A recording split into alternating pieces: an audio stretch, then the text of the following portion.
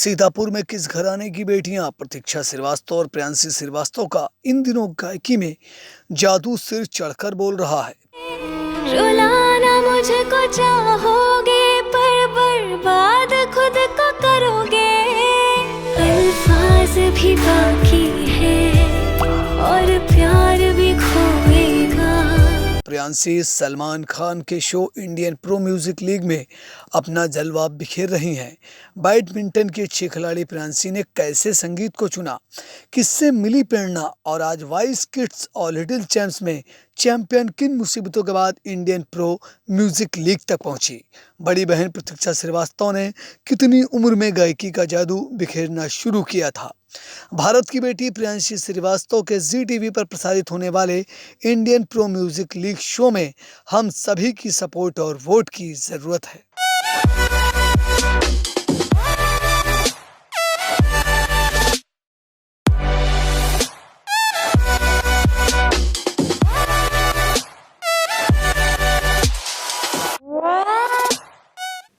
नमस्कार, आप देख रहे हैं आई इंडिया और मैं हूं पंकज सिंह गौर। आज हमारे साथ आई इंडिया के स्टूडियो में खास मेहमान हैं हाजिर इस समय और उनका परिचय आपको करा देते हैं। ये मेहमान खास इसलिए हैं, एक तो संगीत घराने से हैं, दूसरे जो प्रियांशी श्रीवास्तव इस समय मुंबई में इंडियन प्रो म्यूजिक लीग में जलवा बिखेर रही है, उनके माता पिता हैं, यानी ब्रिजेंद्र नाथ श्रीवास्तव और सारिका श्रीवास्तव। तो आपको बता दें कि आज हम प्रियांशी श्रीवास्तव के लिए सीतापुर वासी इसलिए हम लोग शुभकामनाएं देंगे कि वो आगे बढ़े और सीतापुर ही नहीं, प्रदेश ही नहीं, देश ही नहीं, विदेश में भी अपना नाम रोशन करे। तो जाहिर सी बात है, हम जानेंगे प्रियांशी श्रीवास्तव के बारे में और जानते हैं इस घराने के बारे में भी। आपको बताएंगे कि ये घराना कितने दशकों से संगीत की एक जो दीपक है, लौ है, उसको जला रहा है और खुद उसमें कैसे उसको किन किन हालातों में जला रहा है, छोटे शहर में होते हुए भी। तो शुरुआत करेंगे हम ब्रिजेंद्र नाथ श्रीवास्तव जी से। प्रियांशी जो बिटिया है, वो आपने कभी सोचा था कि आपकी बेटी एक दिन इतना मुकाम हासिल करेगी और आज मुंबई से सीतापुर का नाम रोशन करेगी? नहीं, प्रियांशी का तो मैंने इतना नहीं सोचा था। हाँ, मानसी के जो उसकी बड़ी बहन है प्रतीक्षा श्रीवास्तव, उसमें इस तरह की प्रतिभा थी, उसमें ऐसे लक्षण थे। जब इसके बाबा भी ज़िंदा थे तो उन्होंने भी कहा था कि ये बहुत नाम रोशन करेगी। लेकिन प्रियांशी खेल कूद में बहुत शरारती थी। लेकिन जब उसने देखा कि दीदी एक जी टीवी के लिटिल चैम्प्स के रियलिटी शो से जब वापस आई एयरपोर्ट में, तो वहाँ पे तमाम सैकड़ों लोग पहुँच गए थे उसका वेलकम करने के लिए। उसके स्कूल के भी लोग पहुँचे। ये सब चीज़ें वो बहुत ही माइन्यूटली ऑब्जर्व करती रही। उसके अंदर एक तरह से कॉम्पिटिटिव फीलिंग आई। होता है कि बड़ी बहन को इतना सम्मान मिल रहा है, फिर जगह जगह ढोल नगाड़े बजे, प्रेस कॉन्फ्रेंस हुई, ये सब देख के उसने ये ठान लिया कि हम भी ये कर सकते हैं। और उसने अपनी दीदी को ही गुरु बनाया और उससे सीखा। हमसे तो सीखा ही खैर उसने।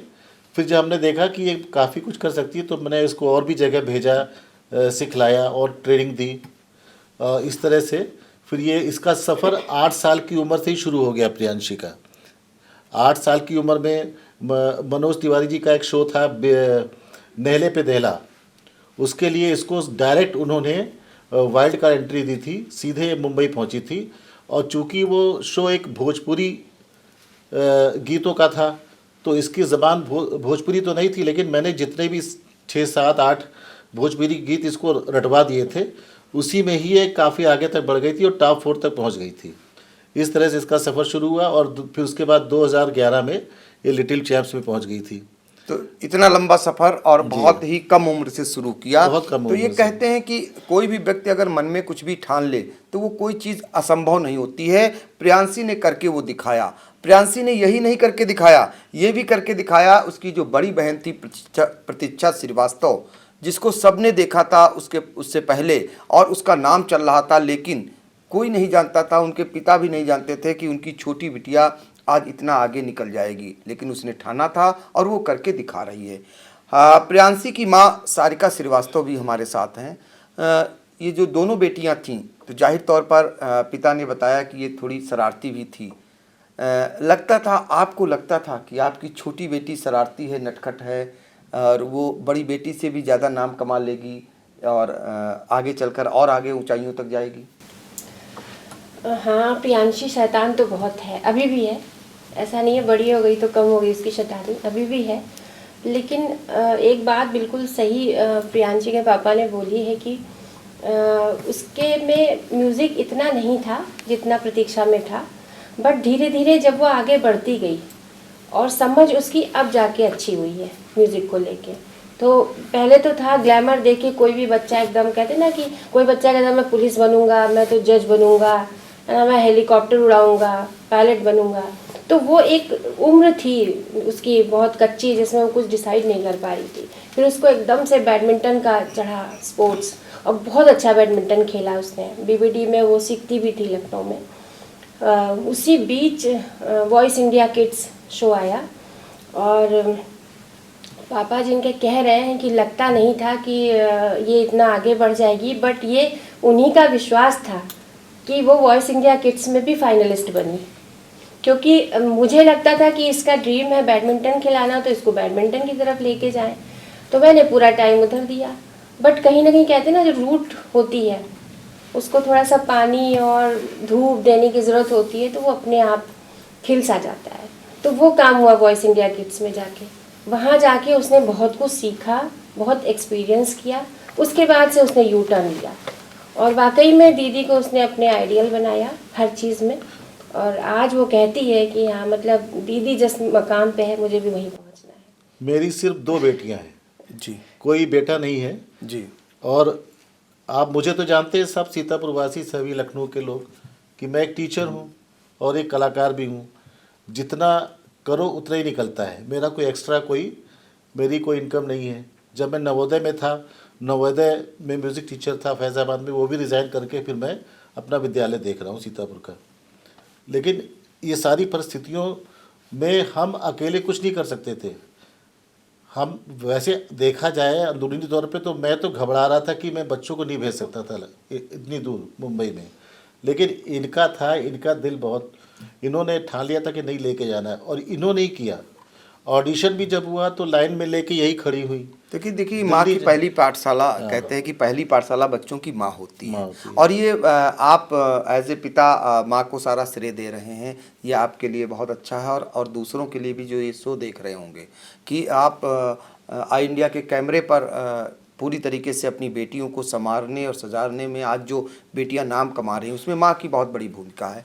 ये बहुत बड़ी बात है, आपने कह दी। और जाहिर तौर पर कहते हैं कि सभी कहते हैं, ये बात स्वीकार भी करते हैं कि पहली पाठशाला ही माँ होती है। तो अच्छी शिक्षा दीक्षा मिली है तो जाहिर तौर पर वो आगे बढ़ी है। और हम प्रियांशी पर और बात करेंगे। इससे पहले ये जो घराना है ये खास क्यों है, इसको भी जानेंगे हम ब्रजेंद्र नाथ श्रीवास्तव से कि कैसे उनके घर में संगीत आया और संगीत को कैसे उन्होंने एक गमले में जो संगीत लेकर के आए, फिर कैसे सीतापुर में नर्सरी उगाई, उसके बाद वो आज बड़े बड़े पौधे हो गए हैं अलग अलग स्थानों पर। कब आया था और कैसे आप ये सब कुछ कर रहे हैं?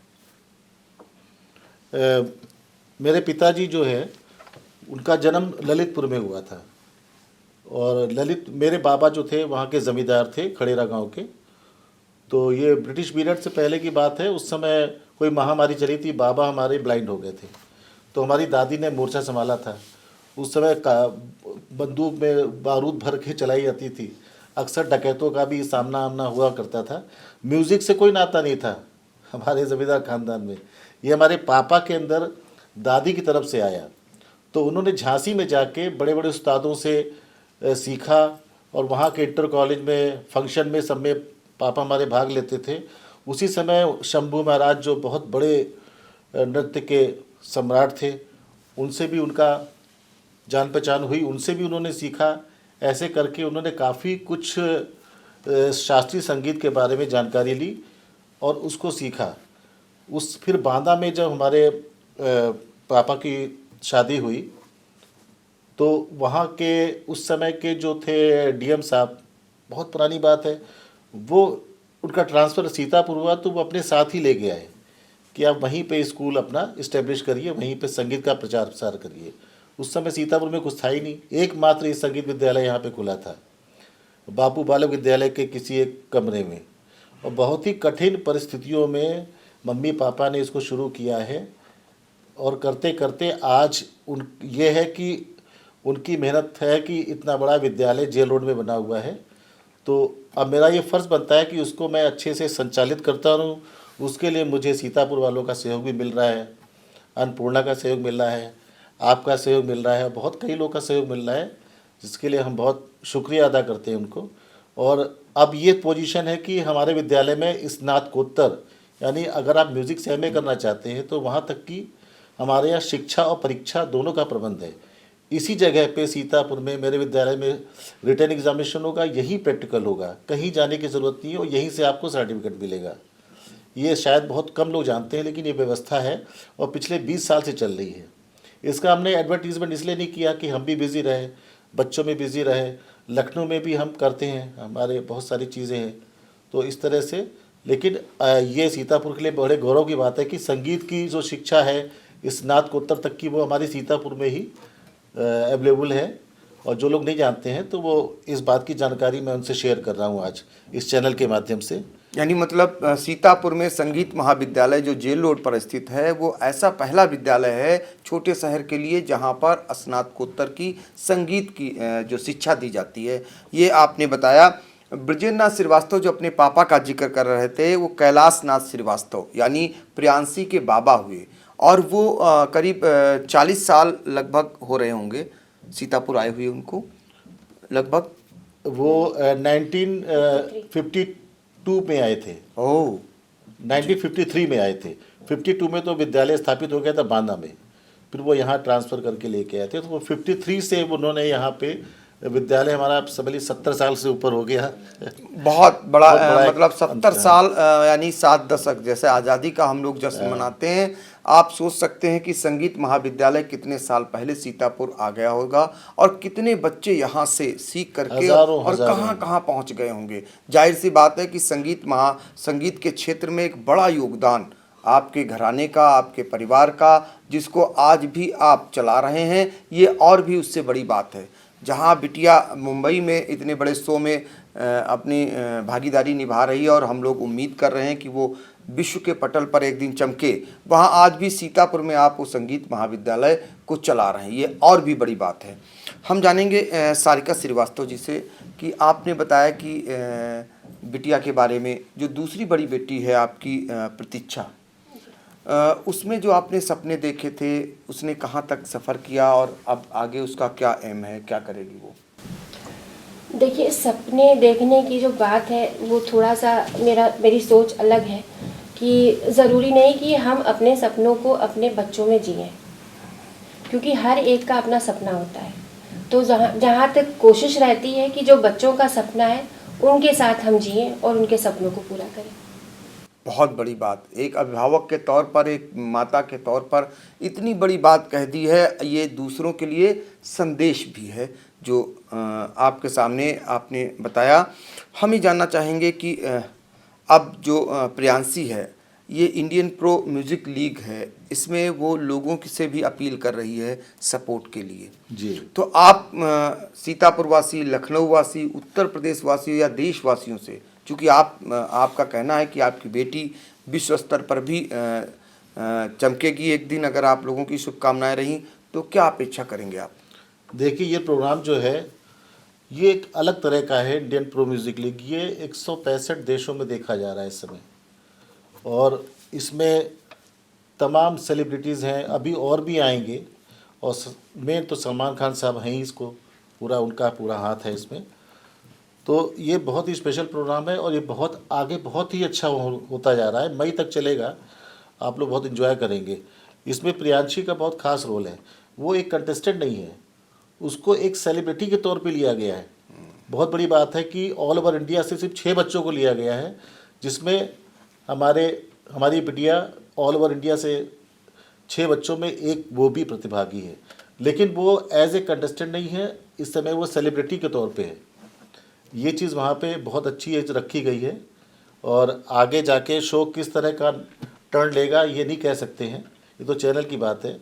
लेकिन ये बहुत ही अच्छा शो है और मैं चाहूँगा सीतापुर, लखनऊ, ये सब यूपी सब छोड़ दीजिए, ये सब तो पॉलिटिक्स की बातें हैं। हमारे भारत की बेटी है, सीधी बात, हम भारत के हैं, हमारे भारत की बेटी है। पूरा भारत से मैं आह्वान कर रहा हूँ और कि बहुत मेहनत कर रही है वो, तो उसको प्लीज़ आप लोग सपोर्ट करिए।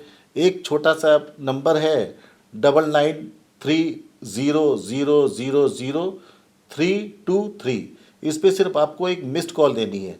आप कुछ भी नहीं करेंगे, वो अपने आप कट जाएगा, आपके पास एक मैसेज आ जाएगा बन के और उसको वो बोर्ड चला जाएगा। हम चाहेंगे कि एक बार फिर से नंबर अपील करते हुए, ये नंबर है उसका प्रियांशी को सपोर्ट करने के लिए। मोबाइल नंबर है 9930000323। इस पे आप एक मिस्ड कॉल देंगे और वो उसको ऑटोमेटिक वोट चला जाएगा और वहाँ से एक मैसेज बनके आपका थैंक यू का एक मैसेज बनके जी की तरफ से आपके पास आ जाएगा। और ये आपका नंबर सिर्फ एक ही बार, आप एक नंबर से एक ही बार वोट दे सकते हैं, हर हफ्ते दे सकते हैं। तो ये आपका वहाँ पे रजिस्टर्ड हो जाएगा और जो कुछ उनका एक प्लान भी है कि 50 लाख का इनाम भी वो रख रहे हैं जो लोग वोट दे रहे हैं। तो वो शायद उस तरह से आगे हो सकता है, कोई किस्मत वाला उसको फ़ायदा हो और किसी को बहुत अच्छा फ़ायदा हो जाए। तो आई इंडिया भी आप सभी से अपील कर रहा है कि भारत की बेटी प्रियांशी श्रीवास्तव के लिए आप भी सपोर्ट करिए। तो एक बार फिर से हम आपको नंबर बता दे रहे हैं 9930000323। आप अगर इस पर मिस्ड कॉल मारते हैं तो निश्चित तौर पर आपको ये कॉल बैक होकर के आ जाएगा और आपको एक वोट उसके खाते में चला जाएगा। तो आपने बहुत बड़ी बात कही कि वो किसी एक स्थान की नहीं, वो किसी एक ज़िले और प्रांत की नहीं, बल्कि वो भारत की बेटी है। भारत के लोग उसको सपोर्ट करें, ये बहुत बड़ी बात आपने कह दी। हम ये जानना चाहेंगे सारिका जी की बड़ी बेटी जो है आपकी प्रतीक्षा, वो उसके बारे में ये कहा जा रहा था कि महज 9 वर्ष में जो है उसने गायकी का जादू बिखेरा था और वो कहाँ तक पहुँची थी, अब वो क्या कर रही है? एक और अच्छी बात बताऊँ आपको, ये 9 वर्ष तो लोगों को पता है, लेकिन जब हुई थी प्रियांशी और धीरे धीरे प्रतीक्षा और धीरे धीरे क्रॉल करती थी, तो मैं दादी उसकी सिखाया करती थी आगे कमरे में, तो मैं उसको तैयार व्यार करके और दादी के बगल में लिटा देती थी और वहाँ इतनी तेज़ तबले की आवाज़, गाना, ये चे पे होता था, लेकिन उसको कोई प्रॉब्लम नहीं होती थी।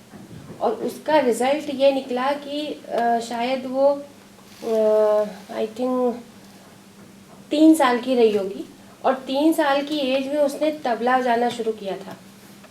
3+ थी और जब वो तबला बजाती थी तो उसको तबले के नीचे उसके लिए 2 गद्दी रखनी पड़ती थी ताकि वो तबले के बराबर तक उसका हाथ पहुंच सके और बहुत छोटी छोटी उंगलियां। तो एक हस्बैंड के हमारे फ्रेंड हुआ करते थे, तो वो सीतापुर में ही, वो आए, दूर से सुना कि कौन तबला बजा रहा है, तो जब अंदर जाके देखा तो एकदम छोटी सी, तबले के बराबर लाने के लिए मुझे उसको कुशन पे बिठाना पड़ा था।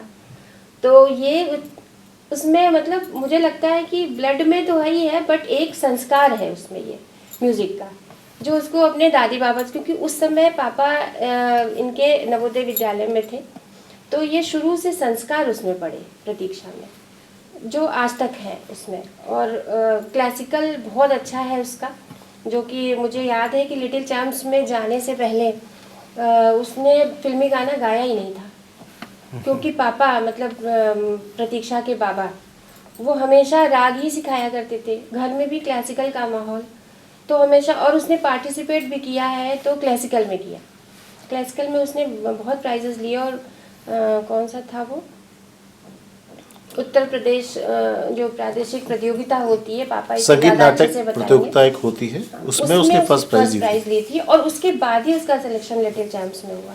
लेकिन सबसे पहले वो 5 साल की उम्र में उसने ऑल इंडिया कंपटीशन जो आगरा में आयोजित होता है संगीत कला केंद्र के द्वारा, बहुत बड़ा एक कंपटीशन है, 5 साल की उम्र में उसने तबले में सेकंड, कथक में सेकंड और वोकल में फर्स्ट प्राइज़, 3 प्राइज़ जीती थी 5 साल की उम्र में। तो वहीं से उसकी शुरुआत हो गई थी। और जब लिटिल चैम्प्स में पहुंची है तो इसको मतलब कोई भी गाना नहीं आता था, कोई भी गाना नहीं आता था। फिर जब इसको कोई भी गाना दिया जाता था ये बहुत जल्दी सीख के नीचे सुना दिया करती थी सब लोगों को, तो उन्हें भी लगता था कि मतलब इतना मुश्किल चीज़ कैसे। तो वो एक क्लासिकल जिसको इनके पापा अभी तक सीतापुर में उसको चला रहे हैं, तो क्लासिकल बहुत ज़रूरी है। और आजकल के यूथ में बच्चों में ना बड़े इम्पेशेंट है कि फटाफट बस गाने को कॉपी करके गा लें। तो उसमें ये ज़रूर है कि क्लासिकल तो ज़रूर सीखना चाहिए और प्रतीक्षा का वो अच्छा है, मजबूत है। आजकल आज लोग भी वो पापा से अपने पूछ लेती हैं फ़ोन पे, कभी कभी टिप्स लेती हैं। वैसे हम जो लोग इस क्षेत्र में हैं देख जानना चाहते हैं कि कैसे लोग आगे बढ़े, कैसे रियलिटी शो तक पहुँचे, तो इतना आसान नहीं होता है। उसके लिए बहुत रियाज की, बहुत तपस्या की ज़रूरत होती है। हालांकि आप लोग सुनते होंगे कहीं पे कोई गा रहा है तो लगता है अरे एकदम कॉपी कर दी, किशोर कुमार की आवाज़ में एकदम वैसी गा दिया उसने। इसको कहते हैं नायकी हमारे शास्त्रीय संगीत में, मतलब जैसा आपने सुना वैसी उसको उतारने की कोशिश कर दी। और एक होती गायकी, जब नायकी करते करते आप गायकी करने लगेंगे, जब उसमें आप कोई अपनी अपनी बात उसी नियम और उसके अंतर्गत जो उसके राग के नियम और सब चीज़ें होती हैं, तो उसके अंतर्गत आप कोई अपनी नई बात पैदा करेंगे, उसमें उसको और खूबसूरत बनाएंगे अपने, तो उसको कहते हैं गायकी।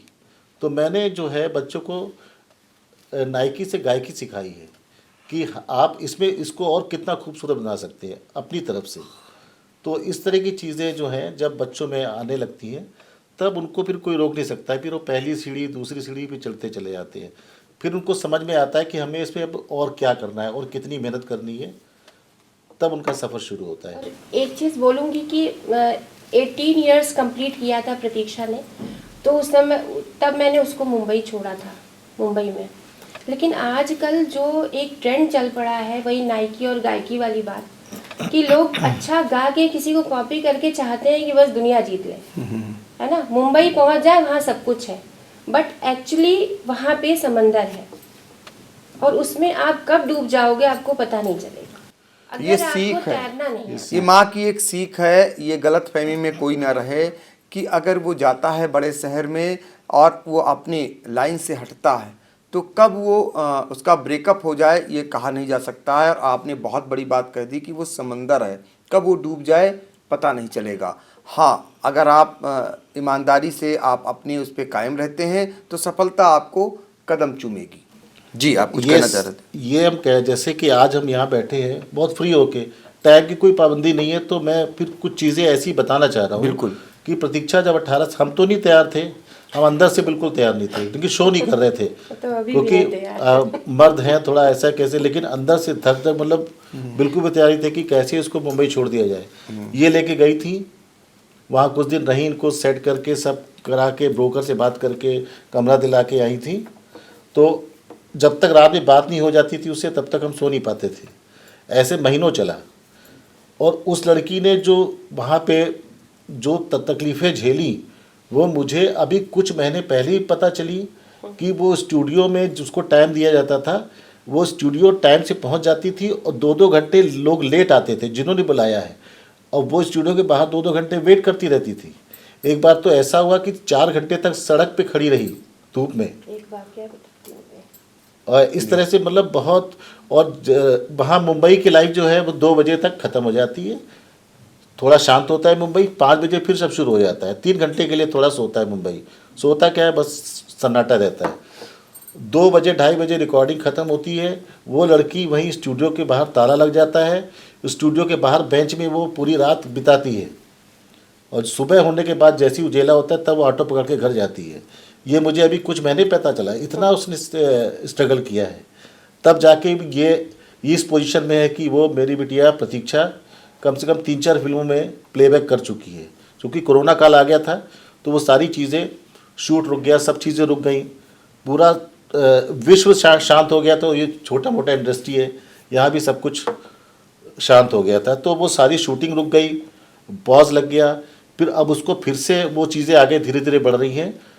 देखिए हम लोग मना रहे हैं कि एक साथ 2-3 फिल्मों के गाने उसके आ जाएं ताकि लोगों को फिर सुनने को मिले। तो चकाचौंध भरी जिंदगी तो सब देख रहे होंगे, लेकिन संघर्षों की कैसी जिंदगी है प्रियांशी की। और जब वो किसी मुकाम पर कोई पहुंचता है तो उसके पीछे का संघर्ष क्या होता है, ये पिता बृजेंद्र नाथ श्रीवास्तव ने आप सबको बताया। कुछ संघर्ष के बारे में उनकी माँ सारिका श्रीवास्तव भी बताएंगी, कैसे उनकी बिटिया क्या क्या वहाँ संघर्ष मुंबई में उसे करना पड़ रहा है। संघर्ष क्या, जब इसको पहली बार कॉल आई थी, मैं उस पर्सन को आज भी और हमेशा थैंक्स बोलूँगी कि रात को 2:30 बजे कॉल आई प्रतीक्षा के पास कि तुम्हें एक फिल्म में गाना गाना है। युवा पीढ़ी एक मूवी आई थी, तो प्रतीक्षा ने कहा मम्मा मुझे गाने का मौका, गाना, और डायरेक्टर खुद बात कर रहा था। और हम लोगों ने सुबह आनंद फानंद में इनके पापा से बात की, सुबह टिकट किया और हम दोनों, प्रतीक्षा और मैं, मुंबई के लिए चले गए। वहाँ जाके पता चलता है कि स्टूडियो जाना है, हम लोग को पहुँचना है। जो टाइम दिया गया हम लोग एग्जैक्ट उस टाइम पे पहुँच गए। और एक पेड़ था, स्टूडियो था, उसके बगल में एक पेड़ था बड़ा सा। मैं और प्रतीक्षा कम से कम 3.5 घंटे उस पेड़ के नीचे खड़े थे, 3.5 घंटे।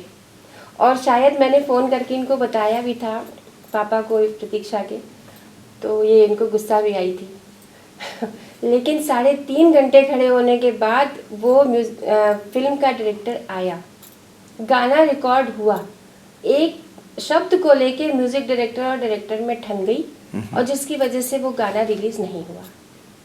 और फिर उसने कहा नहीं मैं दूसरा गाना तुमसे गवाऊंगा। फाइनल गाना गवाने के बाद सेकेंड डे हम लोग वेट करते रहे, कोई कॉल नहीं आई। थर्ड डे वेट किया, कोई कॉल नहीं आई। फिर तीसरे दिन उसने सब फेसबुक पे उस पर डाला कि मतलब प्रतीक्षा ने कि मैं मुंबई में हूँ, क्योंकि जाने से पहले वो यूट्यूब पे काफ़ी एक्टिव रहा करती थी, बहुत गाने डालती थी। तो उसके पास कॉल्स आनी शुरू हो गई। जब कॉल्स आनी शुरू हो गई तो फिर मैंने उस समय डिसाइड किया कि अब इसको मुंबई में रहना चाहिए। और वहाँ रहते रहते ही उसने एक पाखी मूवी आई थी जिसको यूपी में बैन कर दिया गया था, चाइल्ड ट्रैफिकिंग पे थी। उसमें उसने 3 गाने गाए। जिस मूवी के लिए गए थे उसमें गाना नहीं आया, लेकिन उसके अलग से आप देखो कि पाखी के 3 गाने उसने गाए जो उसके एकदम अलग जॉनर के थे, एकदम अलग जॉनर के थे। और वहाँ से उसकी जर्नी स्टार्ट हो गई। तो आज मैं आज प्रतीक्षा मैक्सिमम म्यूज़िक डायरेक्टर्स के साथ काम कर रही है, स्टूडियो सेशन कर रही है। बहुत जल्दी उसकी नींव इतनी मजबूत तैयार हो रही है कि बहुत जल्दी वो अपना एक एरा बनाएगी, ऐसा मुझे विश्वास है। और आज भी मैं उस पर्सन को थैंक्स बोलती हूँ जिसने हम लोगों को 2:30 बजे कॉल किया था, क्योंकि अगर उनकी कॉल ना आती तो हम मुंबई जाना ना वो कभी मुंबई सोच जाती नहीं ना सकते। ये स्थिति। सही बात। नाम तो उसका प्रतीक्षा है, कहती पापा मेरा नाम बदल दो, हर चीज़ में प्रतीक्षा तो हमने कहा ये तो नहीं हो सकता। एक टाइम आएगा जब वो प्रतीक्षा कर लेकिन वो प्रतीक्षा जो है पूरी होती है। हाँ टाइम लगता है, उसके नाम के हिसाब से उसको हर चीज़ में प्रतीक्षा करनी पड़ती है, लेकिन जब वो पूरी होगी तो फिर वो उसका एक अलग ही रंग होगा। तो हम बात कर रहे हैं, आपको फिर एक बार बता दें, प्रियांशी और उसकी बड़ी बहन जो है उसको लेकर के जो एक संगीत घराने से ये लोग ताल्लुक़ रखते हैं, जिनके पिता बृजेंद्र नाथ श्रीवास्तव और माँ सारिका श्रीवास्तव के साथ ही जो बाबा हैं कैलाश नाथ श्रीवास्तव, इसके अलावा मीरा श्रीवास्तव।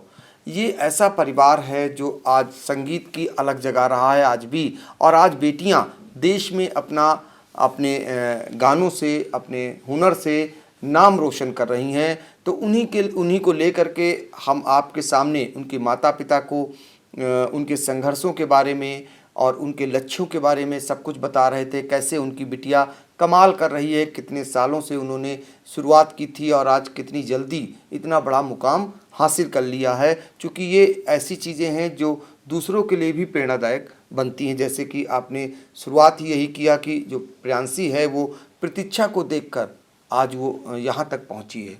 शायद उसके मन में ये नहीं था, उसका ट्रैक दूसरा था, वो खिलाड़ी थी, बहुत अच्छा बैडमिंटन खेलती थी, लेकिन उसने देखा प्रतीक्षा का जो जलवा देखा, उसके बाद जब प्रतीक्षा लौट रही होती है उसके बाद उसका एकदम से ट्रैक बदल गया और उसने ठान लिया मुझे भी ये करना है, और आज वो ऊंचाइयों पर पहुंचती जा रही है। ये निश्चित तौर पर ये पूरी कहानी एक अन्य लोगों के लिए एक प्रेरणादायक है।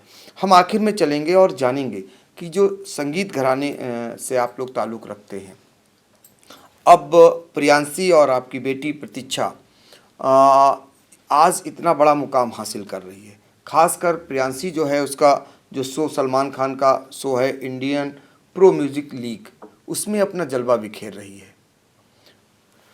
और लोगों के लिए आप क्या कहना चाहेंगे, कैसे वहां तक पहुंचे,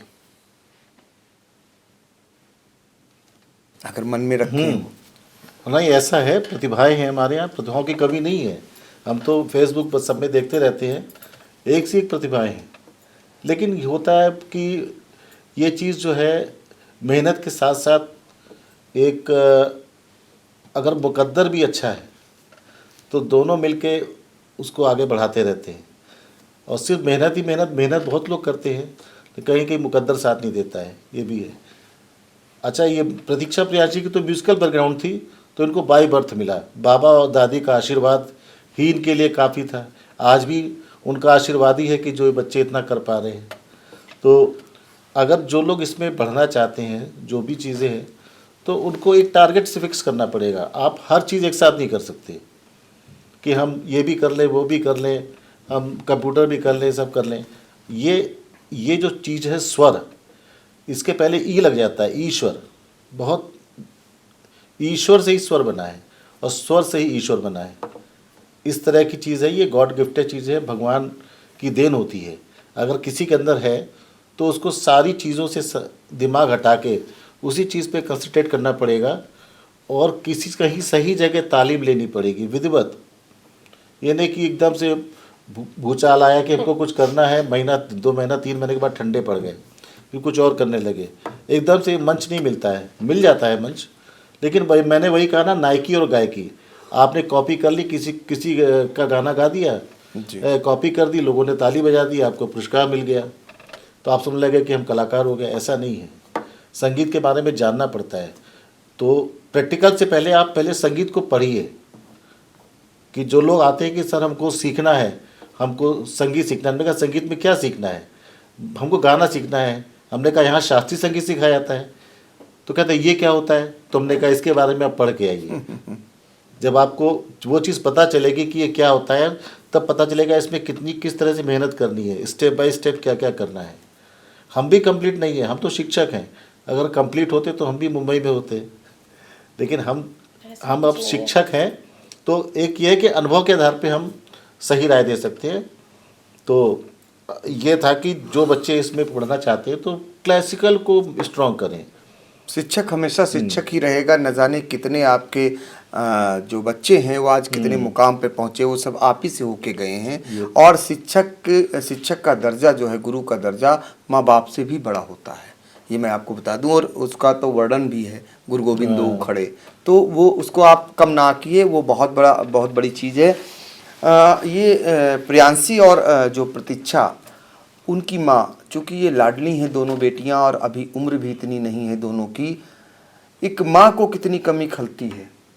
वो ऊंचाई ज़रूर छू रही है, लेकिन माँ को तो कभी याद आती है, कभी उनकी तस्वीरें याद आती है कि कब मिलेंगी, और आपको पता है कि अभी फ़िलहाल वो आपसे मिलने वाली नहीं है। मतलब चैनल पे आप रुलाना चाह रहे हैं? रुला नहीं रहा हूँ मैं। ये कट सत्य है, ये कट सत्य है। अपनी बेटी सबको प्यारी होती है और माँ को तो बहुत ज़्यादा होती है। ऐसे में दोनों बेटियां, आपके पास 2 ही बेटी हैं और दोनों बेटियां मुंबई में हैं और लंबे समय से हैं और लंबे समय तक रहेंगी। अब कैसे कटता है जीवन? हाँ, ये बात तो है कि अच्छा नहीं लगता है घर बिल्कुल, लेकिन जो हमारी टेक्नोलॉजी है ना, वो बहुत तेज़ है। तो अभी वो उस चीज़ का एहसास ही नहीं दिलाती। क्या खा रही हो, तुरंत वीडियो कॉल कर लिया, कैसे। बस सोने के टाइम में मेरे को प्रियांशी की याद बहुत आती है, क्योंकि 18 इयर्स होके वो गई, 18+, लेकिन तब तक वो मेरे पास ही सोती आई है हमेशा। तो सोने के टाइम में मुझे बहुत खलता है, नहीं होती है तो अच्छा नहीं लगता, पूरे बेड पे घूम घूम के सोती लेकिन कमी तो बहुत खलती है दोनों की, बहुत ज़्यादा। बट वही है ना कि अगर काम करना है तो थोड़ा सा कुछ चीज़ों को साइड में तो करना पड़ेगा। बच्चों को भी याद आती है, ऐसी नहीं है। कभी कदा वो फ़ोन कर देते हैं वीडियो कॉल, फिर एकदम से काट देते हैं, नहीं मम्मी कॉल पे बात कर लूँ। तो है, होता तो ही है वो कमी। तो मैं माँ हूँ तो खलेगी तो मेरी ज़्यादा तो इनके पापा को खलती है। कभी भी आ जाओ, प्रतीक्षा ने फ़ोन किया, प्रियांशी ने फ़ोन किया, कुछ आ जाओ बेटा, बस आ जाओ। तो वही कहती है मम्मी, पापा तो हर समय कहते हैं आ जाओ। मैं कहा नहीं आना मत, वहीं रहो, काम करो अपना। तो कमी तो खलती है डेफिनेटली, ऐसा उसका तो खैर बताया नहीं जा सकता, बट अब काम है तो करना है उसको। यही तो उम्र है मेहनत करने की। यही तो उम्र है मेहनत करने की। ये मूल मंत्र है माँ का अपनी बेटियों के लिए और दूसरों के लिए भी कि ये उम्र अगर निकल गई तो लौट के नहीं आएगी। ये कुल निकल करके आया है। फिर एक बार सभी दर्शकों से ये अपील करेंगे कि भारत की जो बेटी है प्रियांशी श्रीवास्तव, जो आजकल सलमान खान के show Indian pro music league में अपना जलवा बिखेर रही है, तो इस भारत की बेटी को आपकी सपोर्ट की ज़रूरत है। आप उन्हें शुभकामनाएं दे सकते हैं, अपना एक वोट दे सकते हैं। एक बार फिर दर्शकों को बता दें कि आप सभी लोग इस मोबाइल नंबर पर 9930000323 ये नंबर है, इस पर आप मिस्ड कॉल दे सकते हैं और एक वोट आपका आपकी बेटी को, भारत की बेटी को और ऊंचाइयों तक पहुंचा सकता है। फिलहाल आज के लिए और ये शो जो है प्रत्येक शनिवार और रविवार को ही आता है शाम को 8 बजे से, और रविवार को भी शाम को 8 बजे से, और 8 बजे से ही वोटिंग स्टार्ट हो जाती है, जो नेक्स्ट डे 8 PM तक रहती है। जो संडे को शो आएगा 8 PM से, वो मंडे के 8 PM तक आप उसको मिस कॉल करके वोट दे सकते हैं। तो ये और ऐड कर दिया आपने कि ये 2 दिन शो आता है, शनिवार और रविवार, और सुबह 8 बजे जो आप कॉल करते हैं शनिवार को, वो शनिवार के दिन रात तक वो करेगी, और उसके अलावा जो रविवार को आप करेंगे वो रविवार वाले उसमें जुड़ेगी। और आगे के एपिसोड जरूर देखिए, बहुत इंटरेस्टिंग है, बहुत अच्छे हैं। ये अपील भी माने कर ली मतलब कि 24 घंटे के लिए है जी 8 to 8 PM तक। जैसे शनिवार के 8 बजे से रविवार के 8 बजे तक आप वोट कर सकते हैं। अगर रविवार को प्रियांशी का शो आया तो आप मंडे के 8 PM तक उसको वोट कर सकते हैं जी प्रियांशी को। और 24 घंटे के लिए आपके लिए अवसर है कि 24 घंटे में आप अपनी बेटी को, भारत की बेटी को आप सपोर्ट कर सकते हैं, एक वोट दे सकते हैं, जिसकी बदौलत वो देश की बेटी आगे अपना नाम रोशन कर सकती है। फिलहाल आज के लिए इतना ही, फिर मिलेंगे किसी नए मेहमान से। हमें दीजिए इजाज़त। पहले तो आप दोनों का बहुत बहुत धन्यवाद। नमस्कार।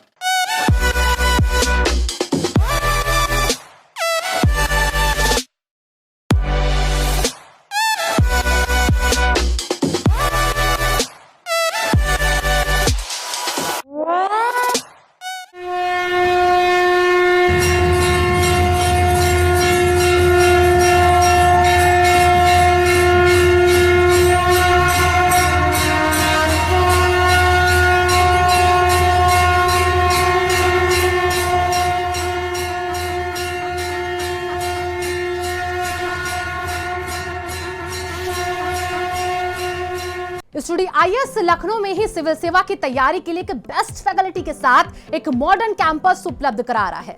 अब स्टूडेंट 12वीं के बाद ही आईएएस और पीसीएस की तैयारी कर सकते हैं। इसमें 12वीं के बाद आप ग्रेजुएशन करते हुए जो छात्र हैं वो आईएएस की परीक्षा के लिए तैयार किए जाते हैं।